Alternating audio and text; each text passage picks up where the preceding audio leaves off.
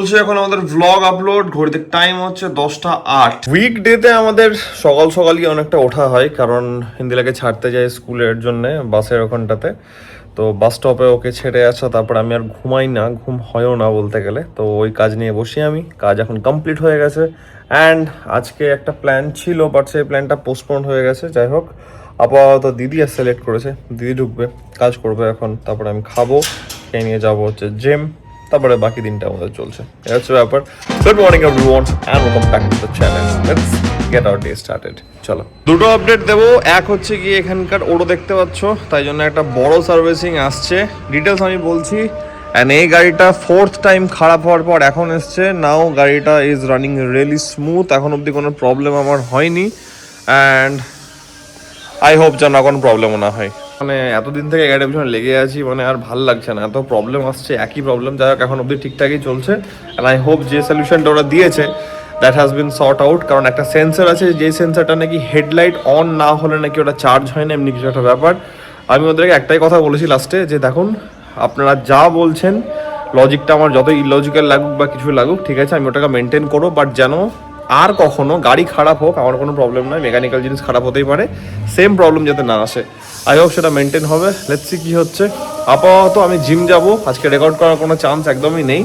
আমি এসে বলছি যে কী কী ডিটেলস আমাদের থাকবে সার্ভিসিংয়ের মধ্যে। তো এই হচ্ছে আপডেট। রেকর্ড আমি করবো না, কারণ তাড়াতে আছি, অলরেডি কাজ ছিল, তাই জন্য আমি সকালবেলাতে ভ্লগ স্টার্ট করে বেশি শ্যুট করতে পারিনি, অনেকটা লেটও হলাম। 12:30 বাজছে এখন, বেরোনো যাক। বসে গেছে আমার ডাইরেক্ট চিকেন। ইয়েস, ওই দেখো আসছে। চলো, ফাইনালি লাঞ্চ টাইম। চিকেনটা আমি করলাম, বাকি সবই বউ করে গেছিল। তো চলেও এসছে, এখন পুজো দিচ্ছে, আর আমি খাবারটা খাই। একটা মানুষ শুয়ে আছে, ঠিক আছে। মানুষের থেকেও বড় কথা হচ্ছে, খুব ইম্পর্টেন্ট মানুষ, যেটা হচ্ছে আমার বউ, যে শুয়ে আছে এখানে। এখানে ফোন আছে, এখানে শুয়ে আছে। পরে আমরা ডেফিনেটলি বেরোবো একটা ছোট্ট কাজ নিয়ে, বাট তার আগে একটু আমরা যখন আজকে ল্যাব খাচ্ছি বাড়িতে বসে বসে, তখন একটু গল্প শেয়ার করা যাক। তো প্রথম আপডেট হচ্ছে কি আমাদের বাইক নিয়ে। সেটা হচ্ছে বাইক গত 7 থেকে 8 মাস কোনো সার্ভিসিংয়ের কাজ হয়নি, কারণ কোনো রাইড হয়নি, তোমরা জানো। কারণটা বললাম আগের একটা ব্লগে, যে রাইড এজন্যই হয়নি কারণ বাড়ি থেকে বারণ করেছিল, সামনে বিয়ে আছে, একটা অনেক ব্যাপার থাকে, খুব সাবধানে চলতে হয়, এমনি একটা ব্যাপার থাকে, তাই জন্যে আমার রাইড টোটালি বন্ধ হয়ে গেছিলো, যেটা তোমাদেরকে আমি বলেছিলাম। বাট আমি কারণটা তখন এক্স্যাক্টলি বলতে পারিনি, কারণ বিয়ের ব্যাপারটা তোমাদের সঙ্গে আমি হুট করে শেয়ার করতে পারিনি, তোমরা সবই জানো, ওই আর কি। তো কলকাতার মধ্যেই চলতো, লোকালে চলতো, তাই জন্য আমি দেখলাম যে না ঠিক আছে, অসুবিধা কিছু নেই, যখন বড় রাইড হচ্ছে না তখন অত মাথা খারাপ করে লাভ নেই। বাট এবার it's time to take care of your bike, কারণ অনেক দিনও হয়ে গেছে, রাইডের কথা এখনই আসছে না, বাট হ্যাঁ definitely we have to take care of our bike. অনেক দিন হয়ে গেছে, অনেক মাস হয়ে গেছে, তাই জন্য কিছু মেজর কাজ বাইকের ওপরে হবে।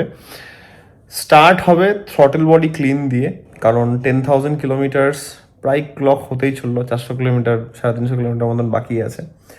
10,000 কিলোমিটার ক্লক হওয়ার মধ্যে, প্লাস আমি 7 মাস জাস্ট লোকালের মধ্যে গাড়ি চলেছে, তাও ইঞ্জিন অয়েল চেঞ্জ হবে, থ্রটল বডি ক্লিন হবে, ফুল সার্ভিস হবে। এবার এর মধ্যে হাজারো পয়েন্টস আছে, হাজারো।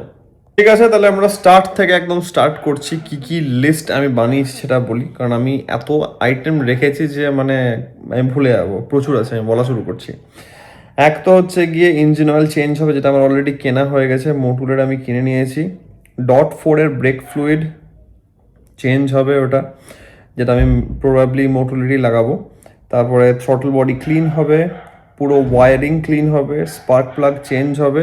এবার স্পার্ক প্লাগের মধ্যে দুখানো অপশন থাকছে, একটা বেসিক আর একটা হচ্ছে ইরিডিয়ামের, বাট আমি আপাতত ইরিডিয়ামটা আপগ্রেড করবো না, কারণ এত কিছু কাজ হবে যে ওটা এখন লিটারালি বাজেট এক্সিড করে যাচ্ছে। তো ওটা ইন ফিউচারের জন্য রাখছি, ঠিক আছে, অসুবিধা কিছু নেই। ওটা একটা শখিয়া আপডেট বলতে গেলে, আপগ্রেড বলতে গেলে। বাট হ্যাঁ, ওটা কাজে লাগে মেনলি যদি আমার বাইক প্রচুর মানে একদম ফ্রিজিং টেম্পারেচারসে থাকছে, অ্যাট দ্যাট টাইম খুবই হেল্পফুল হয়। বাট ঠিক আছে, ওটা পরে আমরা আপগ্রেড করব। তারপরে হচ্ছে গিয়ে ফিউয়েল পাম্প স্ট্রেনার চেঞ্জ হবে, ইনজেক্টরটাকে ভাবছি ক্লিন করাবো, ওটাতে গাড়ির পারফরমেন্স অনেক বুস্ট হবে। ভাল্বগুলো সব কটা চেক হবে, একটা ইসিউ আপডেট করব, দেখবো কোনো আপডেট এসছে কিনা, প্রবাবলি আসেনি, নাহলে নোটিফিকেশান আসতো, বাট স্টিল এবার ওটা আমাকে সার্ভিস সেন্টার থেকে করতে হবে।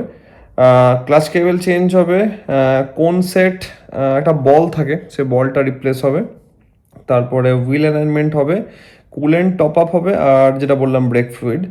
আর এর সঙ্গে আপাতত আমি একটা জিনিস ভেবে রেখেছি, সেটা দেখা যাক কবে করি, সেটা হচ্ছে গিয়ে অক্সের ইনস্টলেশন করতে হবে। কারণ সত্যি কথা বলতে গেলে মেজরিটি অফ দ্য বাইকস, আমি আমারটার জন্য বলবো, বাইকের হেডলাইট কোনো কাজের না, মানে লাইট অনুযায়ী কোনো কাজের না। বাইক ডেফিনেটলি ভালো, বাট বাইকের headlight majority of the bikes যেগুলো ইন্ডিয়ান মার্কেটে বিক্রি হয়, বাইকের হেডলাইটের কোনো কাজ থাকে না, মানে ওগুলো একদম ইউজলেস থাকে সত্যি কথা বলতে গেলে। সেটা আমার বাইকেরও তাই।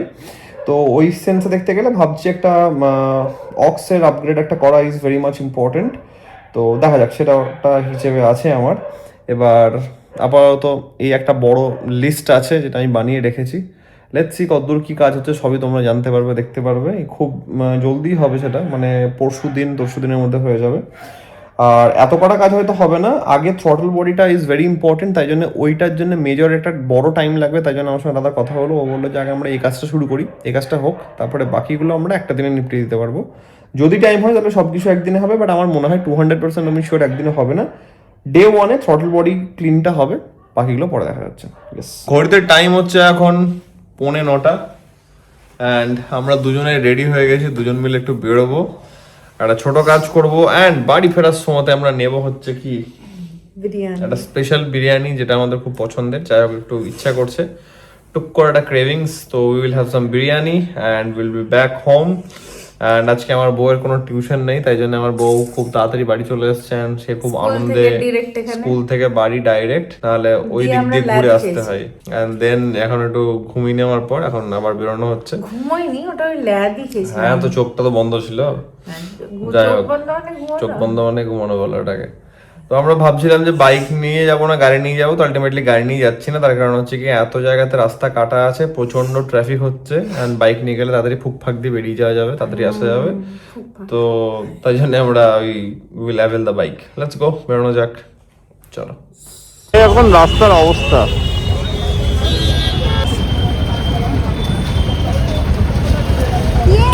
Let's go. पैसा बचा है, আরে তেরিকা, कोल्ड ड्रिंक्स खाएगा। বাইরে থেকে তো চলে এসেছি। আর আমার বউ কি করছিস তুই? এখন ডাল রান্না করছি। ওকে, ডাল রিস্টক, সবজি ডাল রিস্টক হচ্ছে। রিস্টক মানে তোমার জন্য কালকেরটা করে ইয়েস, আমার জন্য করে রাখছে। অ্যাকচুয়ালি ও আমার জন্য না কি করেছিল, ও চিকেন টিকেন সবই করে যাচ্ছিল, বাট আলটিমেটলি ওটা ঠান্ডা হয়ে যাচ্ছে।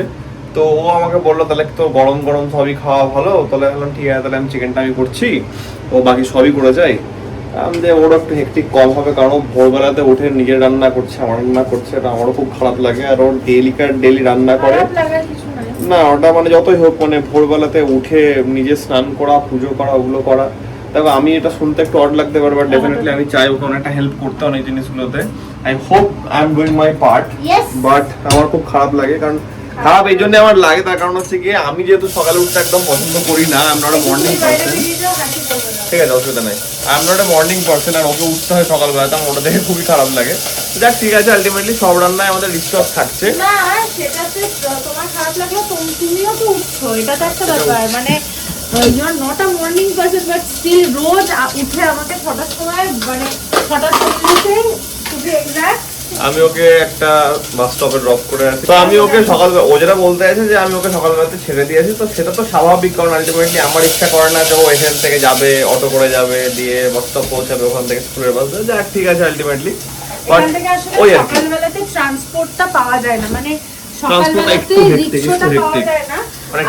আমি একদিনই শুধুমাত্র একা গেছিলাম, হেঁটে গেছিল, সেটাও আমি জোর করেই গেছিলাম, মানে আমি একটু যাই একা, তো সেটা আমি ফার্স্টে হেঁটে গেছিলাম, তারপরে যেহেতু রিক্সা বা অটো কিছু অ্যাভেলেবিলিটি অনেকটা লেট হয়ে গেছিল। আর আমি যদি নিয়ে যাই তাহলে আমাদের 5 মিনিটের মধ্যে এখান থেকে একদম যেখানে ওর বাস ছাড়ে সেখানে চলে যাওয়া হয়, যেটা আগের দিন সেদিন কতক্ষণ লেগেছিল? অ্যারাউন্ড আধ ঘন্টা, হ্যাঁ, প্রায় 25 মিনিট, প্রায় 25 মিনিট লেগেছিল। তাও আবার অটোও পাচ্ছিলাম না অত সকালে, অনেকক্ষণ দাঁড়ানোর পরে। অটোটা অ্যাকচুয়ালি ব্যাপারটা কি, একটা পিছন দিকে একটা স্টপেজে স্ট্যান্ড থাকে, সেখান থেকে ভর্তি হয়ে আসে, প্রবলেম ওটা।